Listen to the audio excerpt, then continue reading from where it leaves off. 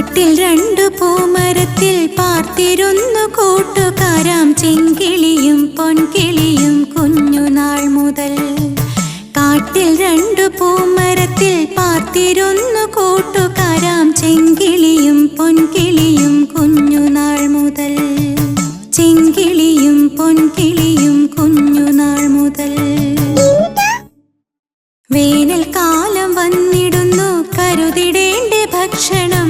പൂമരത്തിൻ പോതിനുള്ളിൽ പഴങ്ങളവർ ശേഖരിച്ചു. പൂമരത്തിൻ പോതിനുള്ളിൽ പഴങ്ങളവർ ശേഖരിച്ചു.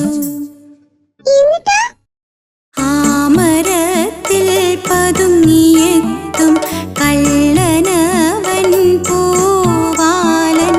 അണ്ണാറ കണ്ണനോ തക്കം നോക്കി നീങ്ങിടവേ. ആ മരത്തിൽ പതുങ്ങിയെത്തും കള്ളനവൻ പൂവാലൻ. അണ്ണാറ കണ്ണനോ തക്കം നോക്കി നീങ്ങിടവേ. ആഹാരം തേടി ചെങ്കിളിയും പൊൻകിളിയും പോയ നേരം നോക്കി അണ്ണാറക്കണ്ണൻ ആ പഴങ്ങളൊക്കെ എടുത്ത് കഴിച്ചു. അയ്യോ കഷ്ടം. വിശപ്പു തീർന്ന നേരം ബാക്കി വന്ന പഴങ്ങളവൻ പൊൻകിളി തൻ പോതിനുള്ളിൽ തിരികെ വച്ചു പോയി. അറിഞ്ഞോ, നിന്റെ പഴങ്ങൾ ആ പൊൻകിളി ഇടയ്ക്ക് വന്ന് ഭക്ഷിച്ചിട്ട് പോയല്ലോ. ബാക്കി അവളുടെ കൂട്ടിൽ തന്നെ വെച്ചിട്ടുണ്ട്. നോക്കണേ.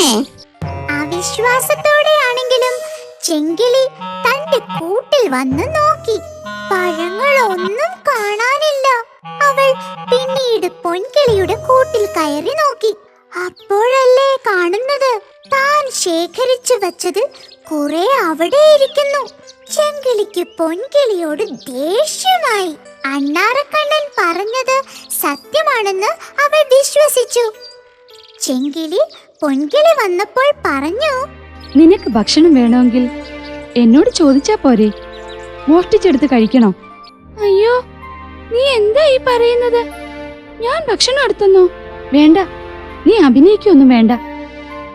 എനിക്ക് നിന്റെ ശരിയായ സ്വഭാവം ഇപ്പോഴാ മനസ്സിലായത്. ഇനി നമ്മൾ തമ്മില് ഒരു ബന്ധവും ഇല്ല. ചെങ്കിലേ, നീ എന്നെ തെറ്റിദ്ധരിച്ചിരിക്കുക. ഞാൻ നിന്റെ പഴങ്ങൾ എടുത്തിട്ടില്ല, സത്യം. പക്ഷേ പൊൻകിളിയുടെ വാക്കുകൾ ചെങ്കിളി ചെവിക്കൊണ്ടില്ല. തന്റെ പ്രിയപ്പെട്ട കൂട്ടുകാരി തന്നെ തെറ്റിദ്ധരിച്ചതിൽ വേദനിച്ച് പൊൻകിളി ആ പൂമരത്തിലെ കൂട് ഉപേക്ഷിച്ചു പോയി. പാവം പൊൻകിളി. തെറ്റിദ്ധരിച്ച് പിരിഞ്ഞു പോയി കൂട്ടുകാർ. കുറ്റക്കാരനപ്പോൾ ആഹ്ലാദിച്ചിടുന്നു. പല നാൾ കള്ളനവൻ ഒരു നാൾ പിടിയിലാകും. അങ്ങനെയൊരു ദിനം വന്നണഞ്ഞല്ലോ. അങ്ങനെയൊരു ദിനം വന്നണഞ്ഞല്ലോ. പൊൻകിളി പോയതോടെ ചെങ്കിളി ഒറ്റയ്ക്കായി.